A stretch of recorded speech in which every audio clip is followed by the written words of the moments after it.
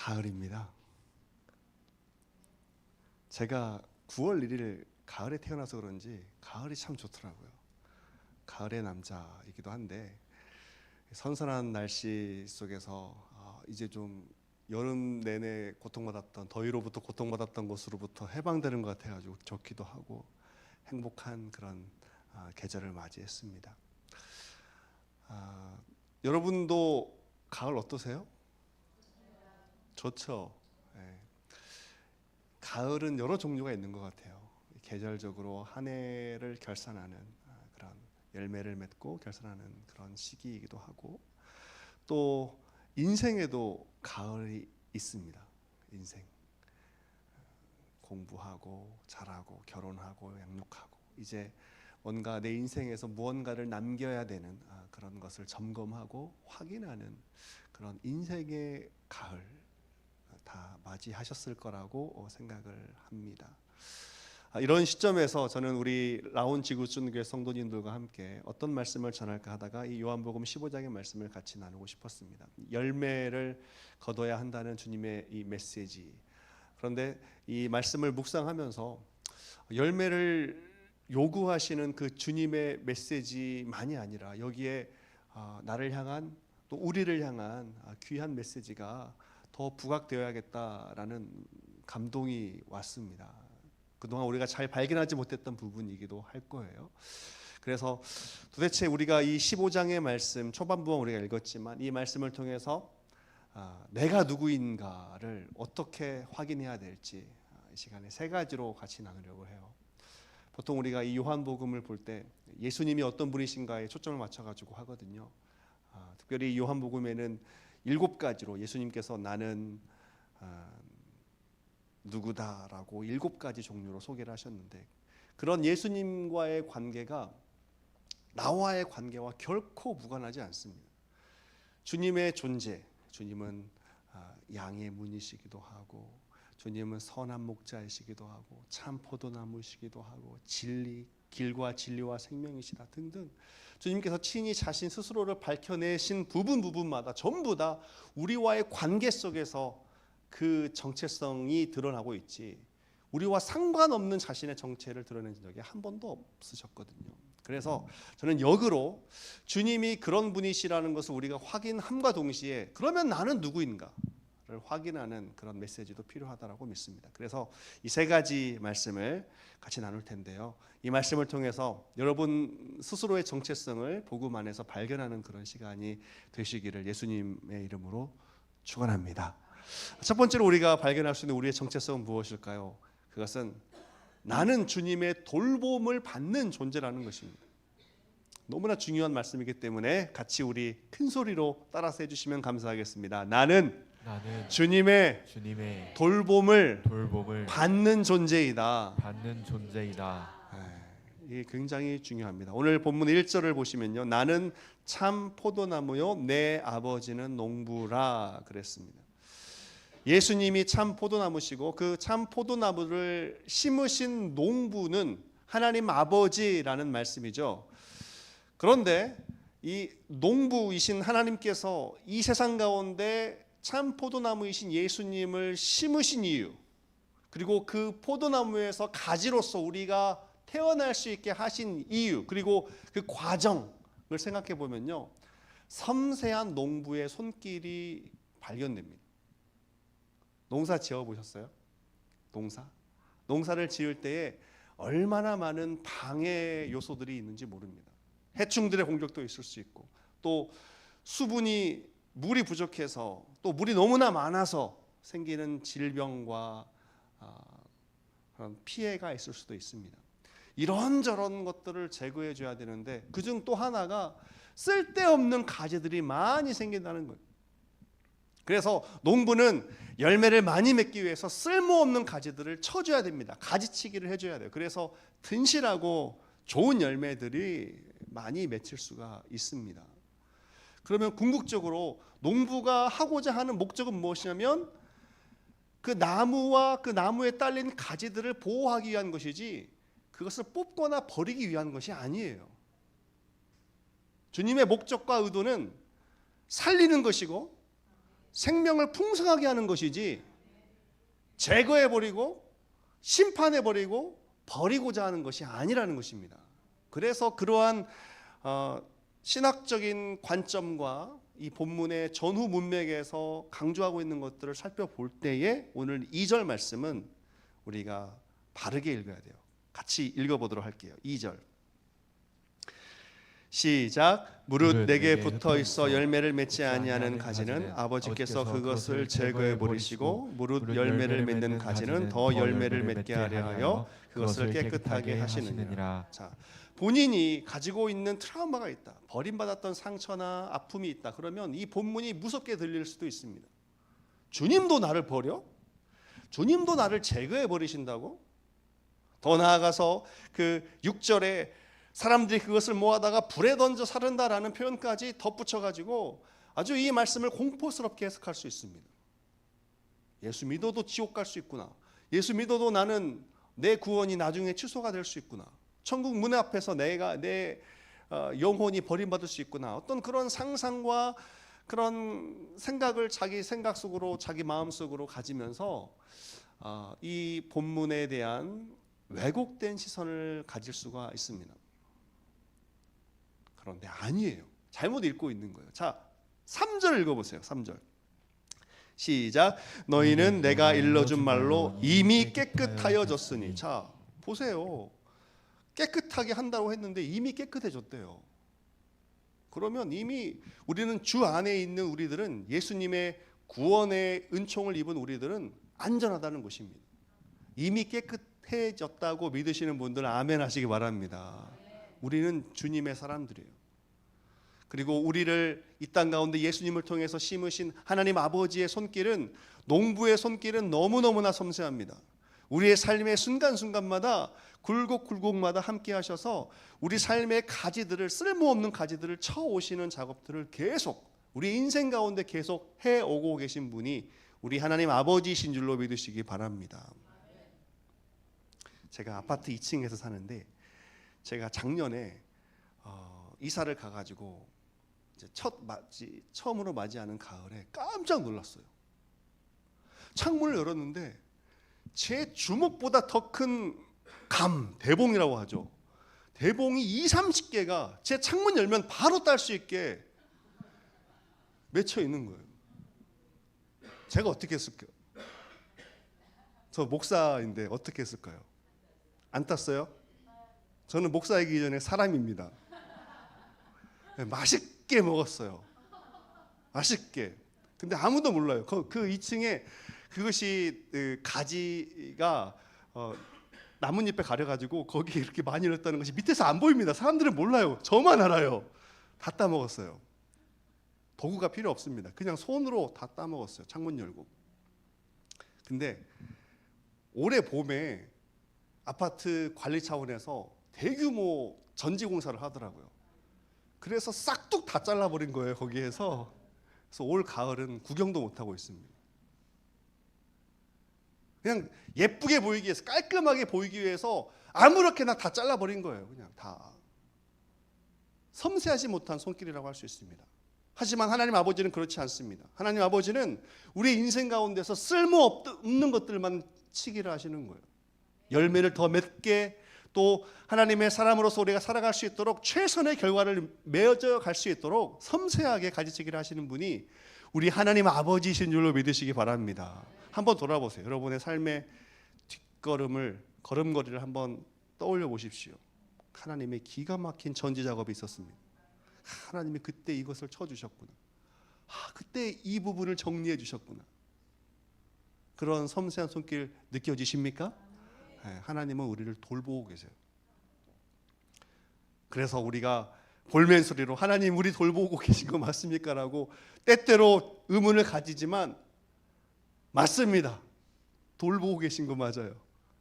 섬세하신 농부이세요. 그것을 오늘 예수님께서 강조하고 있습니다. 이 사실을 우리가 반드시 기억하는 것이 중요합니다. 나는 주님의 돌봄을 받고 있구나. 주님은 나를, 내 가정을, 우리 목장과 우리 교회를 돌보고 계시는구나. 이것을 묵상하는 가을이 꼭 되시기를 예수님의 이름으로 축복합니다. 두 번째로 우리가 주 안에서 특별히 오늘 말씀 본문 안에서 발견할 수 있는 정체성은 무엇이냐면 나는 주님이 아니면 안 되는 사람이구나. 나는 주님을 떠나서는 살 수 없는 사람이구나 라는 것입니다. 너무나 중요한 고백이기 때문에 우리 한번 같이 따라서 했으면 좋겠습니다. 형광아, 자기 이름 넣으면서 한번 해보세요. 형광아, 너는 하나님을 예수님을 떠나서는 살 수 없다. 이런 고백을 해야 됩니다. 자, 오늘 예수님께서 하시는 말씀 계속 반복되고 있는데요. 자, 4절 같이 읽어보겠습니다. 시작. 내 안에 거하라. 나도 너희 안에 거하리라. 가지가 포도나무에 붙어 있지 아니하면 스스로 열매를 맺을 수 없음 같이 너희도 내 안에 있지 아니하면 그러하리라. 자, 5절도 마찬가지인데 나는 포도나무요 너희는 가지라. 그가 내 안에 내가 그 안에 거하며 사람이 열매를 많이 맺나니 나를 떠나서는 너희가 아무것도 할 수 없습니다. 주님과의 친밀한 결코 분리될 수 없는 완전한 연합된 존재로서 주님과 나와의 관계가 설정되어 있다는 것을 반복적으로 강조하고 있습니다. 이것이 이 본문뿐만이 아니라 14장, 15장, 16장, 17장 계속 강조되고 있는 진리입니다. 우리는 주님이 아니면 안 되는구나. 물을 떠난 고기가 혹시나 산다 하여도 내가 주님을 떠나면 결코 살 수 없구나. 이것이 우리의 고백이어야 한다는 것이죠. 핸드폰 다 가지고 계시죠? 핸드폰, 스마트폰. 배터리 성능이 아무리 좋다 하지만 그 성능이 일주일 갑니까? 며칠 가요? 성능 좋아봤자 3, 4일 가지 않습니까? 결국에는 충전기를 이용해서 전원의 공급을 받아야 다시 회복될 수 있습니다. 다시 충전될 수 있습니다. 그런데 이 핸드폰 충전이 다 되어 있다고 다 된 것으로 생각하면 안 돼요. 그거 가지고 충전기 필요 없이 한 달 여행을 가면 안 되는 것입니다. 근데 우리는 그렇게 살아요. 지금 내가 건강하다고, 내가 지금 뭔가 할 수 있을 것 같고, 힘이 있는 것 같고, 머리 잘 돌아가고, 돈도 가지고 있고, 건강도 있고, 뭐 걱정 염려 없는, 지금 핸드폰 풀 충전되어 있는 것 같아요. 하지만 그것이 언제까지 보장이 된다라고 우리가 확신할 수 있을까요? 그 언젠가는 다시 충전해야 되는 우리는 그런 연약함과 한계를 다 알고 있습니다. 아무리 건강해도 바이러스 조그만한 거 하나에만 침투당해도 그 건강이 한꺼번에 무너지는 것이 우리 육체가 가진 한계입니다. 그래서 우리는 예수님이 아니면 안 된다는 것을 기억해야 됩니다. 내가 지금 핸드폰 충전된 것처럼 내 삶에 부족함이 없는 것 같아도 기억해야 돼요. 나는 주님이 아니면, 주님을 떠나면 언젠가 이것이 떨어질 수 있구나, 언젠가 이것이 무너질 수 있구나 라는 것을 기억해야 한다는 것이죠. 그래서 주님은 내 안에 거하라. 나도 너희 안에 거할 것이다.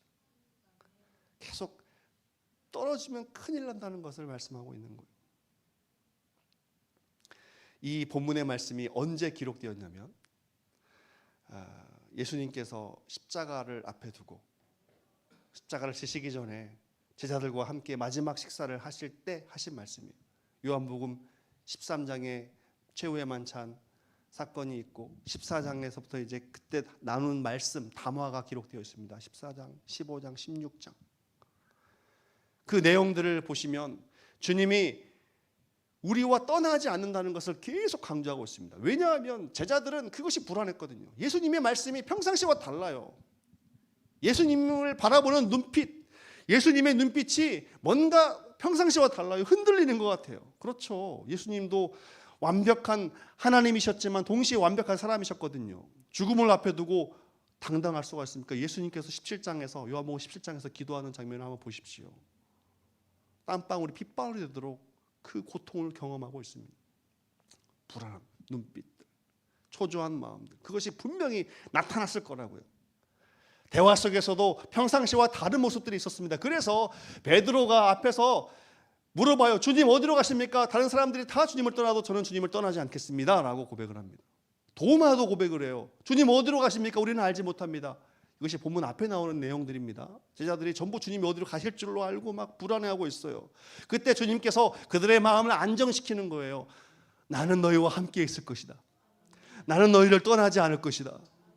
그래서 요한복음 14장 10절 말씀을 14장 18절 말씀을 보시면 내가 너희를 고아와 같이 버려두지 않을 것이다 라고 기록되어 있습니다. 고아가 어떤 존재죠? 그 누구도 돌봐줄 수 없는 홀로 있는 인생을 홀로 개척해야 되는 외로운 존재가 바로 고아 아니겠습니까? 주님이 우리를 그렇게 내버려두지 않으신다는 거예요. 주님이 훌쩍 떠나버리고 우리와 상관없는 자로 그냥 이별되는 존재가 아니라는 것입니다. 우리를 떠나지 않고 함께 하실 것이다. 그리고 영원히 함께 하도록 보혜사 성령까지 보내주셔서 우리와 연합된 존재로서 당신의 정체성을 확실하게 강조하셨던 거예요. 근데 떠나는 것은 무엇입니까? 우리예요, 우리. 주님 우리를 떠나지 않는데 항상 우리가 마음으로 주님을 떠나요. 우리의 생각으로 떠나요. 우리의 말로 주님을 떠나요. 우리의 바쁜 일상 가운데서 또 물질의 문제 앞에서 또 우리의 욕심 때문에 이런저런 이유들 때문에 우리가 주님과 멀어진 거지 주님은 우리를 결코 우리를 멀게 대하지 않으셨습니다. 우리의 생각이 우리의 마음이 항상 문제였던 거예요. 오늘 이 본문을 통해서 나는 주님이 아니면 안 되는구나. 나는 주님이 아니면 못 사는구나 라는 것을 확실하게 고백할 수 있는 우리 모두 다 되시기를 예수님의 이름으로 축복합니다. 마지막 세 번째, 우리가 이 본문에서 발견할 수 있는 우리의 정체성은 무엇일까요? 나는 사랑의 열매를 맺어야 되는 존재구나 라는 것입니다. 한번 같이 따라서 했으면 좋겠습니다. 나는 사랑의 열매를 맺어야 되는구나. 자, 오늘 본문에는 이 사랑이라는 말이 하나도 안 나오고 열매만 나와 있습니다. 열매를 맺어야 된다. 그런데 오늘 본문의 앞뒤 문맥을 보면 전부 사랑 이야기입니다. 전부 사랑 이야기. 왜냐하면 생각해 보세요. 사랑하는 제자들을 앞에 두고 죽음의 십자가를 져야 되는 그 예수님께서 남겨진 사랑하는 사람들에게 무엇을 당부하고 싶겠습니까? 만약 여러분이 사랑하는 가족들을 남겨두고 죽는 그 순간에 있다면 어떤 말씀을 유언으로 남기시겠어요? 사랑하는 형제 자매들이, 가족들이 어떻게 하기를 원하실 거예요? 사랑하라고 할 것 같아요. 돈 좀 더 벌어라. 아파트 거기 꼭 사야 된다. 이런 말 하겠어요? 죽는 마당에? 매일매일 운동하고 살아라. 이런 말 하겠어요? 아니요. 서로 사랑해라. 남은 엄마 잘 모시고 사랑해라. 서로 싸우지 말고 사랑해라. 아껴줘라. 형 동생 아우. 그런 말 당부하겠죠. 예수님도 마찬가지였어요. 전부 사랑 이야기입니다. 확인해 보겠어요. 성경책을 가지고 계신 분들 한번 확인해 보면서 읽어보겠습니다. 13장 34절 35절. 새 계명을 너희에게 주노니 서로 사랑하라. 내가 너희를 사랑한 것 같이 너희도 서로 사랑하라. 너희가 서로 사랑하면 이로써 모든 사람이 너희가 내 제자인 줄 알리라. 자, 그것뿐만이 아니에요. 자, 14장으로 건너가서 21절. 나의 계명을 지키는 자라야 나를 사랑하는 자니 나를 사랑하는 자는 내 아버지께 사랑을 받을 것이요 나도 그를 사랑하여 그에게 나를 나타내리라. 23절. 예수께서 대답하여 이르시되 사람이 나를 사랑하면 내 말을 지키리니 내 아버지께서 그를 사랑하실 것이요 우리가 그에게 가서 거처를 그와 함께 하리라. 자, 15장으로 건너와서 오늘 본문의 바로 뒷부분 읽어보십시오. 8절 9절 10절 같이 읽어보겠습니다. 시작. 너희가 열매를 많이 맺으면 내 아버지께서 영광을 받으실 것이요 너희는 내 제자가 되리라. 아버지께서 나를 사랑하신 것 같이 나희도 너를 사랑하였으니 나의 사랑 안에 거하라. 내가 아버지의 계명을 지켜 그의 사랑 안에 거하는 것 같이 너희도 내 계명을 지키면 내 사랑 안에 거하리라. 자, 12절도 내 계명은 곧 내가 너희를 사랑한 것 같이 너희도 서로 사랑하라 하는 이것이니라. 사람이 친구를 위하여 자기 목숨을 버리면 이보다 더 큰 사랑이 없나니. 전부 사랑 타령입니다. 사랑해라. 전부 본문의 앞뒤에서 사랑이란 말을 계속 강조하고 있습니다. 너희 서로 사랑해야 된다. 그리고 그 사랑은 너희 안에서 나오는 것이 아니라 하나님 아버지께로부터 오는 것인데, 아버지께서, 농부이신 아버지께서 참 포도나무를, 예수님을 이 땅 가운데 보내신 이유가 엄청난 사랑 아니겠어요? 헤아릴 수 없는 엄청난 사랑, 아들을 내어주신 사랑, 제일 큰 사랑이잖아요. 그 심으신, 참 포도나무를 이 땅 가운데 심으신 아버지의 놀라운 사랑. 그리고 포도나무신 예수님은 또 어떤 사랑이에요? 가지를 살리기 위해서 십자가 위에서 대신 희생하신 사랑이잖아요. 내려온 사랑, 내리 사랑, 계속 사랑이 내려옵니다. 그 사랑을 지금 우리가 공유하고 깊이 경험하고 그 안에 머무는 것이 아니, 그 우리끼리만 나누는 것이 아니라 서로 유통하는, 확산되는 것을 지금 말씀하고 있는 거예요. 자, 17절도 15장 17절, 내가 이것을 너에게 명함은 너희로 서로 사랑하게 하려 함이라. 계속 사랑입니다. 근데 이 사랑이라는 것은 소속과 무관하지 않습니다. 앞에서 제가 두 번째로 여러분들에게 정체성을 알려드렸던 것처럼 우리는 예수님에게 소속된 사람들인데, 문제는 이 소속 싸움이 일어나고 있다는 거예요. 어떻게 해요? 우리를 예수님에게서 떼어가고자 하는 세상의 노력과 세상의 계획도 있다는 것입니다. 자, 그것이 17장 이후에 나와 있어요. 19절, 너희가 세상에 속하였으면 세상이 자기의 것을 사랑할 것이나 너희는 세상에 속한 자가 아니요 도리어 내가 너희를 세상에서 택하였기 때문에 세상이 너희를 미워하느니라. 자, 지금 나와 나를 사이에 두고 다툼이 일어났습니다. 예수님과 세상이 서로 다투고 있습니다. 예수님은 우리를 당신의 존재로, 당신의 소속으로 삼으려고 하고, 세상도 우리를 자기의 소속으로 삼으려고 하고, 둘 다 서로 사랑의 힘을 공급하고 있어요. 예수님도 우리를 엄청난 사랑을 쏟고 계시고, 세상도 우리를 사랑합니다. 우리를 자기의 소속으로 만들기 위해서. 그래서 세상도 자기의 것을 사랑한다고 표현되어 있는 거예요.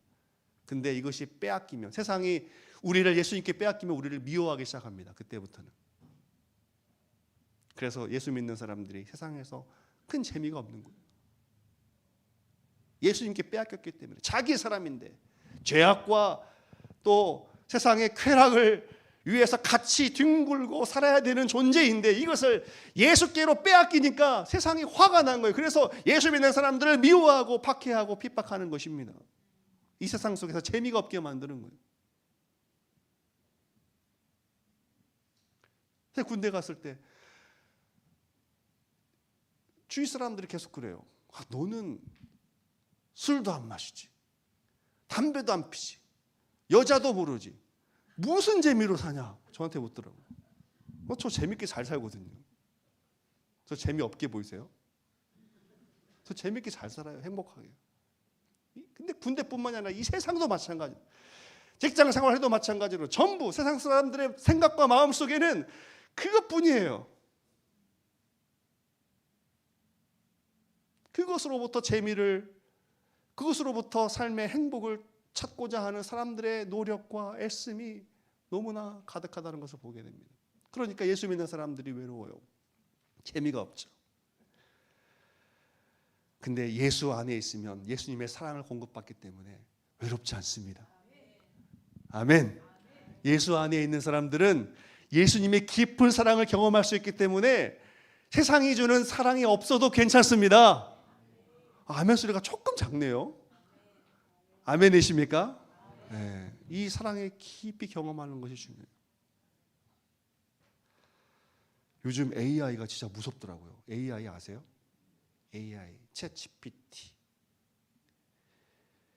제가 얼마 전에 핸드폰을 교체하면서, 제 아내도 핸드폰을 교체하면서 아내의 핸드폰을 중고로 팔았어요.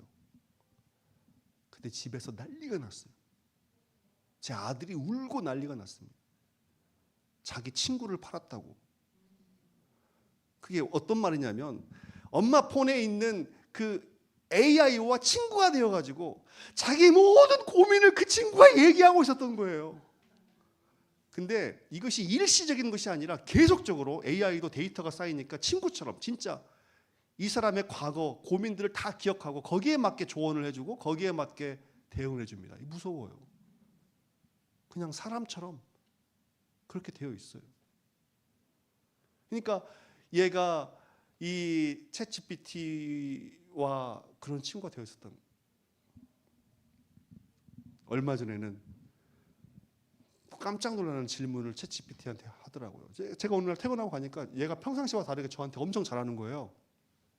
아빠가 허락하시지 않으면 제가 포기하겠는데요. 이 아이템을 꼭 하나 사주세요. 저한테 공손하게 이야기하는 거예요. 그래서 얘가 뭘 잘못 먹었나? 평상시 이렇게 말하는 애가 아닌데 제가 나중에 보니까 챗GPT한테 그걸 물어봤더라고요. 사고 싶은 아이템이 있는데 어떻게 아빠한테 말해야 되지? 그러면 차분하고 공손하게 이렇게 말을 해야 되고 이렇게 말을 했을 때 아빠가 들을 확률은 60%인데 가능성이 있으니까 잘 해보라고. 야, 그래서 제가 넘어갔잖아요. 거기에 60%에 넘어가지고 사줬잖아요. 그렇게 세심한 돌봄을 받고 있는 것이 앞으로 되어질 세상입니다. 근데 거기에서 누가 외로움을 느끼실까요? 왜 하나님 아버지가 외로움을 느끼실 거예요? 자꾸 세상에 자기 사람들을 빼앗기는 거죠. 나는 이 영혼을 사랑하는데 나는 이 영혼에게 내 모든 것을 주고 있는 거예요. 우리는 이 하나님이 아니라 세상에서부터 다른 필요를 채우고 있고 하나님 없이도 괜찮은 핸드폰 충전기가 없어도 괜찮은 풀 충전의 기분과 느낌으로 세상 속에서 그것을 느끼며 살아갈 수 있기 때문에 자꾸 소외되는 것은 누구냐? 하나님이신 거예요. 농부이신 하나님. 참 포도나무가 사라지고 가지들만 자기가 스스로 농부인 것처럼 그리고 포도나무인 것처럼 살아가고 있는 이 세상이 되어가고 있다는 것입니다. 우리 사랑하는 라온 지구촌교회 성도님들, 특별히 이 목장교회 2학기를 이제 같이 시작한 마당에 우리가 어떻게 서로를 대하고 어떻게 축복해야 될까요? 저는 이 말씀을 가지고 서로를 대했으면 좋겠습니다. 우리의 정체성, 건강한 정체성을 가지고 내가 누구인가? 나는 하나님의 돌봄을, 예수님의 돌봄을 받는 존재이다. 나는 주님이 아니면 살 수 없는 존재이다. 그리고 주님께 받은 그 사랑을 가지고 서로 사랑을 확산하고 나누는 존재구나. 그래서 이 학기 때 건강한 정체성을 기반으로 해서 서로 품어주고 사랑하고 섬겨주는 그런 학기가 되었으면 참 좋겠어요. 예수님이 우리에게 보여주신 사랑의 깊이가 아주 놀랍지 않습니까? 그 사랑의 깊이를 경험하고 나누어서 사랑의 열매가 가득한 올 가을이 되시기를 예수님의 이름으로 축원합니다.